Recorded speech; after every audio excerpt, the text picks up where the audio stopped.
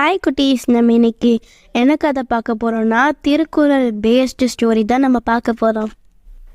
ஒரு பண்ணையில் ஒரு கோழி குஞ்சு இருந்தது. அந்த கோழி குஞ்சு ஒரு நாள் உணவு தேட கிளம்பிச்சு. உணவு சாப்பிட்டுக்கிட்டே இருக்கும்போது அது மேலே சில கற்கள் வந்து விழுந்தது. இதை பார்த்த கோழி குஞ்சு உடனே பயந்துடுச்சு. வானம் தன் மேலே இடிஞ்சு விழறதான்னு நினச்சிது அந்த கோழி குஞ்சு. இந்த விஷயத்த உடனே சிங்கராஜா கிட்ட போய் சொல்லணும்னு கிளம்பிடுச்சு. வேகமா போன கோழி குஞ்சு ஒரு சேவல் பார்த்தது. ஏன் இப்படி ஓடி வர்ற அப்படின்னு கேட்டுச்சு. வானம் இடிஞ்சி விழுது, என் மேல கூட சில பாறை விழுந்துச்சு. நான் போய் சிங்கராஜா கிட்ட இத பத்தி சொல்ல போறேன். அவருதான் நம்மள காப்பாத்துவாரு. இன்னும் கோழி குஞ்சு சொன்னுச்சு. அது சொன்னதை முழுசா நம்பின அந்த சேவலும் அதோட சேர்ந்து ராஜாவை பார்க்க ஓடுச்சு. கொஞ்ச தூரத்துல ஒரு வாத்து நின்னுக்கிட்டு இருந்துச்சு.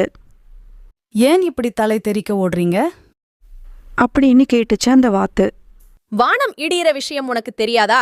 நாங்க சிங்கராஜா கிட்ட அடைக்கலம் கேட்டு போறோம் அப்படின்னு சொன்னுச்சுங்க அந்த பறவைகள். உடனே வாத்தும் அதுங்களோட சேர்ந்து ஓட ஆரம்பிச்சுது.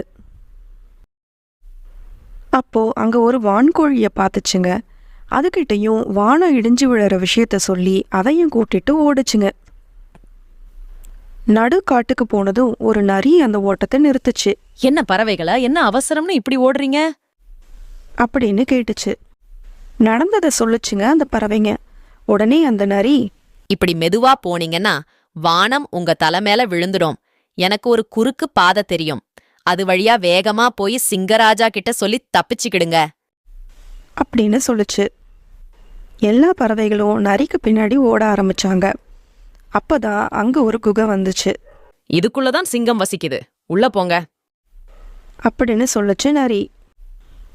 உடனே எல்லா பறவைகளும் உள்ள போக ஆரம்பிச்சுதுங்க. ஆனா அது உண்மையிலேயே சிங்கம் வசிக்கிற குகை கிடையாது. அந்த நரி குடும்பம் வசிக்கிற இடம். எல்லா பறவைகளையும் பிடிச்சு திங்க அங்க இருந்த நரிங்க துரத்த ஆரம்பிச்சுதுங்க. அப்ப அந்த சின்ன கோழி குஞ்சு மட்டும் தப்பிச்சு அங்கிருந்து ஓடிடுச்சு. குழந்தைகளே, எப்பொருள் யார் யார்வாய் கேட்பினும் அப்பொருள் மெய்ப்பொருள் காண்பதறிவு அப்படின்ற குறளுக்கு அர்த்தம் இந்த கதை வழியா தெரிஞ்சிருக்கும்னு நினைக்கிறேன். எந்த ஒரு விஷயத்தையும் எத்தனை பேர் சொன்னாலும் அதுல இருக்கிற உண்மையை கண்டுபிடிக்கிறதே அறிவு.